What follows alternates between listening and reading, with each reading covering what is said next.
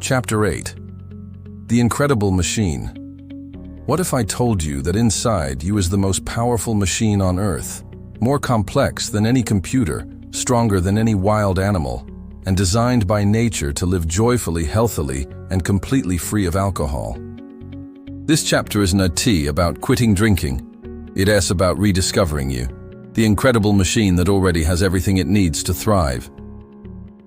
Alan Carr begins by describing a transformation that almost sounds unbelievable. Waking up every morning full of energy, even on Mondays, feeling excited just to be alive. Before he escaped the alcohol trap, mornings were the opposite. Heavy, tired, and joyless, no matter how much sleep he got. Like many of us, he believed that fatigue, anxiety, and stress were just part of adult life, that we were fragile beings needing help from alcohol to relax or cope. But here's the truth Carr reveals. We've been brainwashed, not only to think alcohol is essential to enjoyment, but to think we ourselves are weak and incomplete. From childhood, we're taught that we constantly need doctors, pills, and chemicals to survive. We forget that our body, this incredible machine, was designed by nature to handle every challenge life throws at it. When Carr stopped drinking and smoking, he expected to lose courage and confidence, but he found the exact opposite. His energy, clarity, and enthusiasm for life skyrocketed. He realized that the so-called stress of adult life wasn't a T caused by responsibilities. It was caused by poisoning his own body and mind. He explains that the human body is a masterpiece of nature, trillions of cells working in perfect harmony every second, without us even thinking. Our lungs, heart, brain, and immune system are constantly performing miracles, keeping us alive, strong, and capable. And yet, we insult this masterpiece by pouring poison into it, thinking we need it to feel better. Carr draws powerful comparisons. We'd never fix a flashing oil light in our car by removing the bulb. We'd never fly a plane through fog and then change the instruments to feel safe. But that is exactly what we do when we drink. We numb the signals our body gives us, creating the illusion of calm while heading toward disaster. Mother Nature, Carr reminds us, has already equipped us with everything we need: courage, confidence, calm, joy, and even the natural chemicals that make us feel good.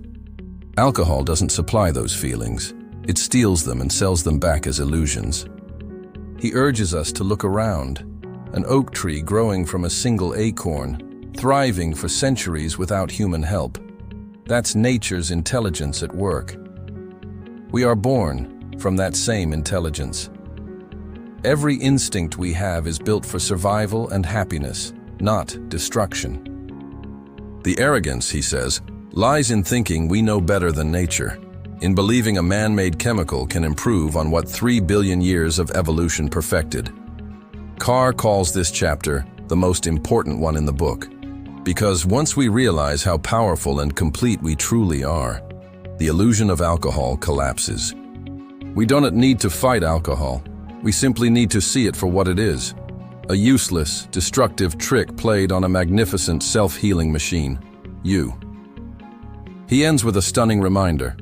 If after decades of poisoning himself daily, his body could heal, thrive, and fill with joy, imagine what yours can do. You're not weak.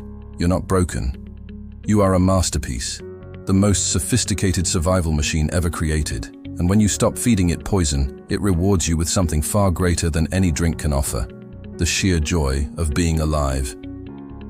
So here's the real reason to quit drinking, not just to save your health, money, or relationships, but because life feels extraordinary when you stop poisoning your own miracle.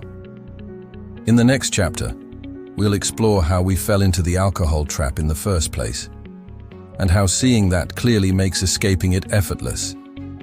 Don't miss it, because once you understand how the trap works, you'll never fall for it again.